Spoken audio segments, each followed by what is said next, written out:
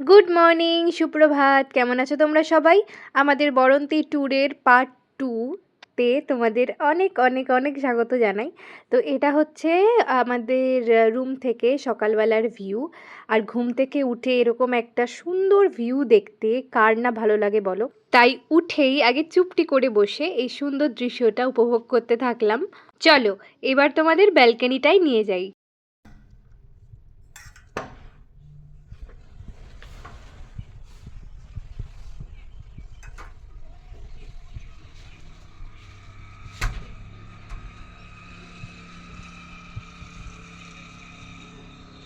আমাদের রুমের আরেকটা যে ব্যালকনি, সেই ব্যালকনি থেকে দূরে দেখা যায় বরন্তী লেক। আগের ভিডিওতেই তোমাদের সাথে শেয়ার করেছি। সেজন্য আমার এই ব্যালকনিটাও ভীষণ প্রিয়। সকালের ভিউটা এনজয় করব বলেই আমি 7 তাড়াতাড়ি সেদিনকে উঠেছিলাম। আর আমার কিন্তু এত তাড়াতাড়ি গুড মর্নিং হয় না। তাই সকালের ভিউগুলো এনজয় করলাম, একটু ভিডিও করলাম, তারপরে আবার ঘুমিয়ে পড়েছিলাম। তো বৌদি এসে পরে আমাকে জাগিয়ে দিল। ওঠ ওঠ, উঠবি না? ওঠ, আমরা বেরো বেরো যাবো তো, এক্ষুনি ঘুরতে যাবো। তাড়াতাড়ি ওঠ, তাড়াতাড়ি ওঠ। মুখটা একটু খুলুন। Good morning. আমার সেকেন্ড টাইম গুড মর্নিং হওয়ার পর দেখলাম চলে এসছে চা। তো ভাবলাম কেননা চা খেতে খেতেই আবার এই সুন্দর দৃশ্যটা উপভোগ করি। তাই ব্যালকনিতে সোজা চলে গেলাম চা নিয়ে। এরপর চলে এলো ব্রেকফাস্টে আমরা খেয়েছিলাম ব্রেড বাটার, আর আমার বাবা খেয়েছিল আলু পরোটা। এরপর জলদি জলদি রেডি হয়ে নিয়েছিলাম, আর রেডি হয়ে নিয়ে একদম বাইরে চলে এসেছিলাম রিসর্টের। ভাবলাম তোমাদের একটুখানি রিসর্টটা দেখাই, এত সুন্দর দেখো। আর এই জায়গাটা থেকেই, মানে এই সামনেটা থেকেও কিন্তু বরন্তী লেক দেখা যায় খুব সুন্দরভাবে। আর খুব সুন্দর করে সাজানো গার্ডেনটা, বাচ্চাদের খেলার দোলনা, স্লিপ সব কিছুই রয়েছে। তবে আমি কিন্তু চাপিনি জানো, এটাই আমার আফসোস, আমি কেন চাপলাম না। তো যাই হোক, এটার এই রিসর্টে টেন্টেরও ব্যবস্থা আছে। আর তার পাশে এই যে গাড়িটা রাখা আছে আমাদের, এই পাশে হচ্ছে পার্কিং এরিয়া। আমরা এখন কোথায় যাচ্ছি? আমরা এখন বেরু বেরু করতে যাচ্ছি সাইট সিন। সেখানে যাব হচ্ছে গড়পঞ্চকোটে, তারপর যাব হচ্ছে জয়চণ্ডী পাহাড়, যেখানে হীরক রাজার দেশে শুট করা হয়েছিল। আপনাদেরকে দেখাবো সেই জায়গাটা। ওকে, টাটা টাটা।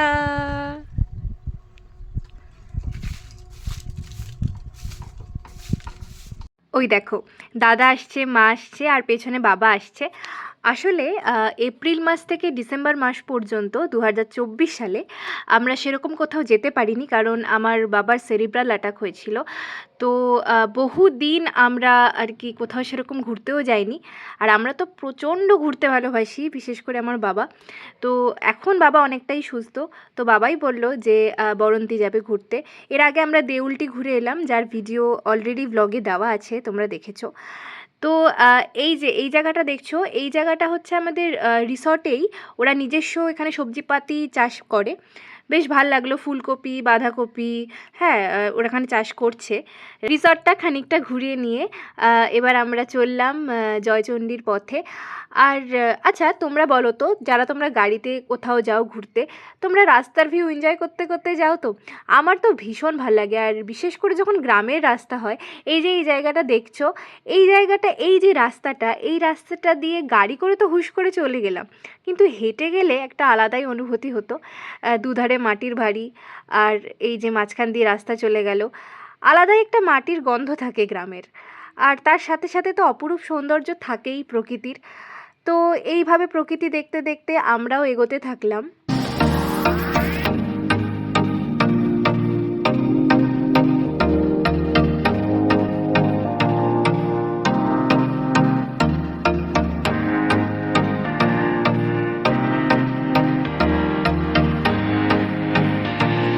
যেতে যেতে রাস্তার মাঝে এই জায়গাটায় দাঁড়িয়ে পড়ছিলাম। এখানে খেজুরের গুড়, পাটালি গুড় বিক্রি হচ্ছিল।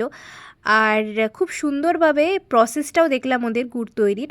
আর আমরা কিছুটা গুড় বাড়ির জন্য নিয়ে নিয়েছিলাম।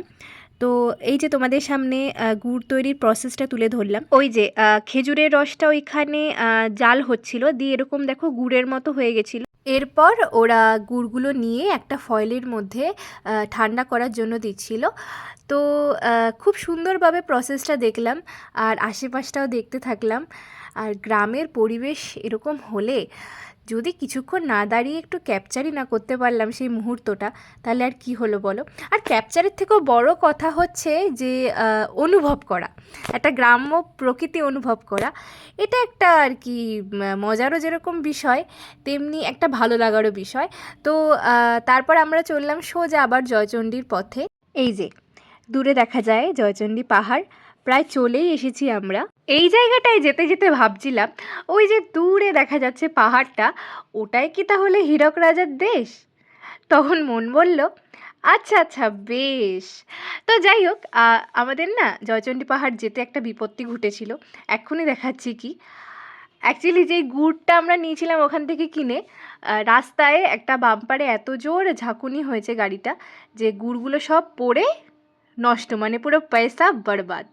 তো যাই হোক, আর কি করা যাবে বলো। তো এই ছোট্ট মিষ্টি কিউটিটা এসেছিলো আমাদের রিসিভ করতে, তাও আমাদের বিস্কিট ছিল সাথে, সেই বিস্কিটটা উনি খেলেন। তো ওনার সাথে কিছুটা গল্প করলাম, আর কেনই বা গল্প করবো না বলো। তো তারপরে এই চা খেয়ে তারপর আমরা আবার হাঁটা দিলাম। এবার আমাদের হেঁটে হেঁটে যেতে হবে, পাহাড়ি পথে উঠতে হবে। তো শুনেছিলাম যেতে যেতে প্রায় 500-র মতো সিঁড়ি, মানে ওই শুনে তো হয়েই গেছিলো, তাও একটা জেদ না যাবই। এই সিঁড়িটা চলে গেলে সোজা উঠে গেলেই মন্দির পৌঁছে যাব। আপনাদের ব্লগার একটু ক্লান্ত হয়ে বসেছে, আর ওনার দাদা এগিয়ে গেছে আগে। 500 কতগুলো সিঁড়ি ক্রস করে এসে মন্দিরে যেতে হবে। এটা শুনে আবার নিজেদের মত বদলিও না যে জয়চণ্ডী পাহাড়ে যাব না, তাহলে কিন্তু খুব ভুল করবে। কেন ভুল করবে সেটা তোমরা একটু পরেই বুঝতে পারবে।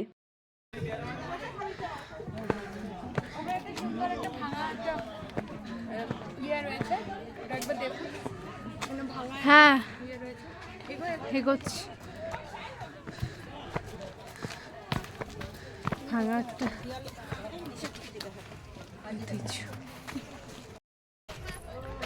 এই যে আগে আগে পৌঁছে বসে আছে দাদা। হ্যালো, তাদেরকে বলা হয়েছিল এখানে হীরক রাজা দেশে শুটিং করা হয়েছে, তো সেই স্পটটা দেখিয়ে আসি।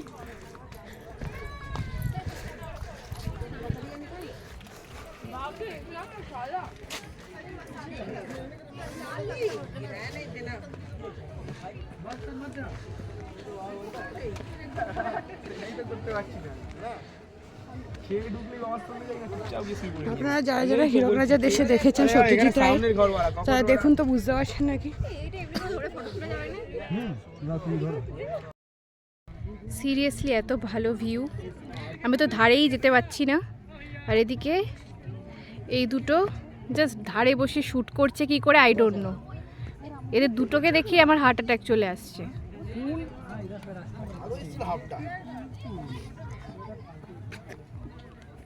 এই যে এই মন্দিরটা দেখছো, এই মন্দিরটাই হচ্ছে জয়চণ্ডী মায়ের মন্দির। তো চলো এবার একটু আশেপাশটা ঘোরা যাক। পাহাড়ে উঠে এত সুন্দর সুন্দর দৃশ্য দেখে সত্যি মনে হলো যে 500 কটা সিঁড়ি, কটা সিঁড়ি আমি গুনিনি, কিন্তু ওই 500-র মতোই হবে কি 500-র বেশি হবে। তো অতগুলো সিঁড়ি ডিঙিয়ে ডিঙিয়েও ঠিক বলবো না, একেবারে মানে কি বলবো, হাতড়াতে উঠেছি, অবস্থা টাইট ছিল পুরো। তো এত দূর এসে এতটা আর কি যুদ্ধ জয় করে বেশ আর কি লাভই হয়েছে।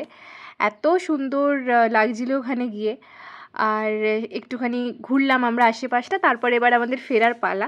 তো ফেরার সময় এই যে ভীষণ পিপাসা পেয়ে গেছিলো, যে জলের বোতল নিয়ে গেছিলাম ওটা তো শেষ, তো লেবু জল খেলাম।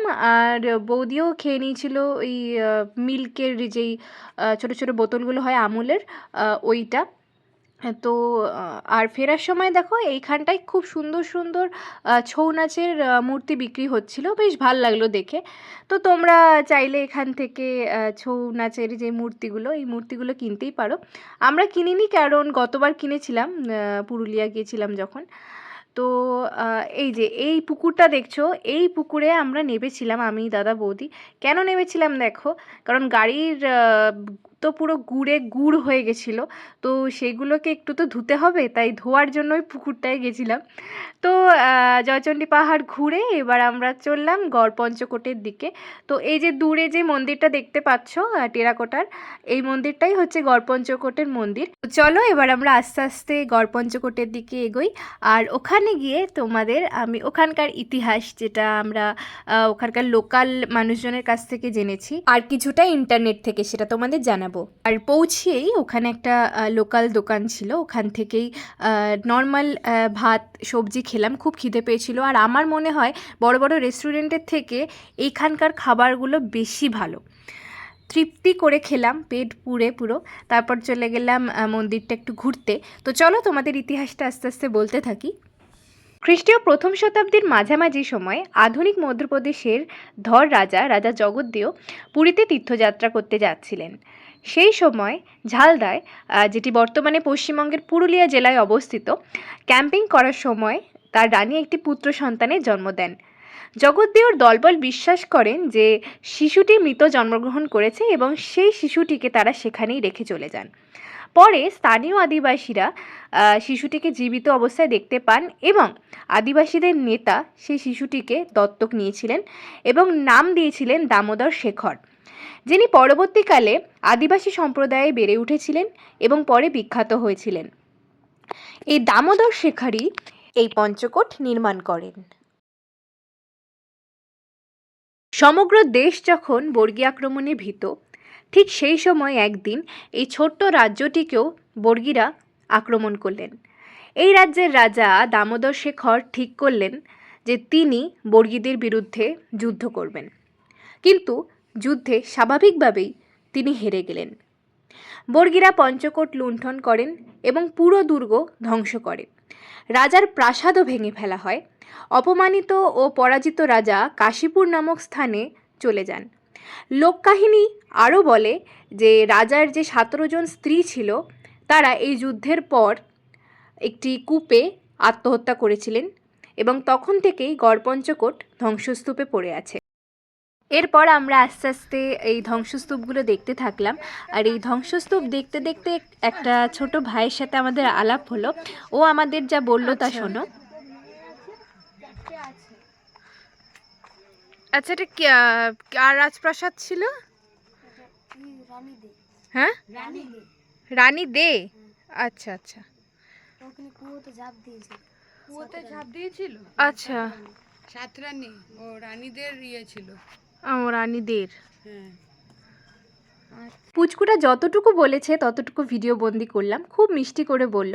আর বাকি এসে আমি যে ইতিহাসটা বললাম এখানকার, সেটা সম্পূর্ণ আমি গুগল থেকে জেনেছি। আর এবার দেখো, সম্পূর্ণ ইতিহাস কখনোই জানা সম্ভব নয়। আমি একজন ইতিহাসের ছাত্রী হিসাবে বলছি, কোনো জায়গার ইতিহাসই সঠিকভাবে সম্পূর্ণ সেটাই আমরা কিন্তু জোর দিয়ে বলতে পারি না, কারণ কেউ এক কথা বলে, কেউ আরেক কথা বলে। সুতরাং আমি যেই ইতিহাসটা তোমাদের জানালাম, এটা যে কতটুকু সত্যি তা আমার জানা নেই। ধ্বংসাবশেষ কোথায় আছে? আরো ধ্বংসাবশেষ আরো ওইদিকে গিয়ে 1 কিলোমিটার যেতে হবে। চলো হ্যাঁ, তাহলে। কিন্তু যাওয়া তো যাবে না, কেন? এখন পাহাড়ে চড়তে দেবে না। ও, আরো আগে আসলে পাহাড়ে উঠতে দিত। অনেক হ্যাঁ, অন্ধকারের জন্য কতক্ষণ লাগবে তাও যেতে? ঘন্টা খানিক মতো যাতায়াতে মনে হয়। তুমি আর দাদা কতটা দূর গেছিলে? ঘন্টা, এই খানিকটা গেছিলাম। ওরা বারণ করলো যে এখন যাবেন না, ওখানে সবাইকে নামিয়ে আনা হচ্ছে, কারণ এখন অন্ধকার হয়ে যাচ্ছে। ও, অনেক আছে ধ্বংসাবশেষ, অনেক, মানে রাজপ্রাসাদের মতো সব আছে। যেটুকু ধ্বংসাবশেষ দেখলাম সেটা তো কিছুই না, আরও ছড়িয়ে ছিটিয়ে আছে। তবে আমাদের যেতে দিলেন না ওখানকার পুলিশ, কারণ সন্ধে হয়ে এসেছিল, তাই আর ওনারা বেশি দূর যেতে দিলেন না। আশা করি আজকের ভিডিওটা তোমাদের খুব ভালো লেগেছে, আর ভালো লাগলে অবশ্যই চ্যানেলটা সাবস্ক্রাইব করো। আর ডে 3 এর ভিডিও খুব তাড়াতাড়ি আসছে। খুব ভালো থেকো, সবাইকে টাটা।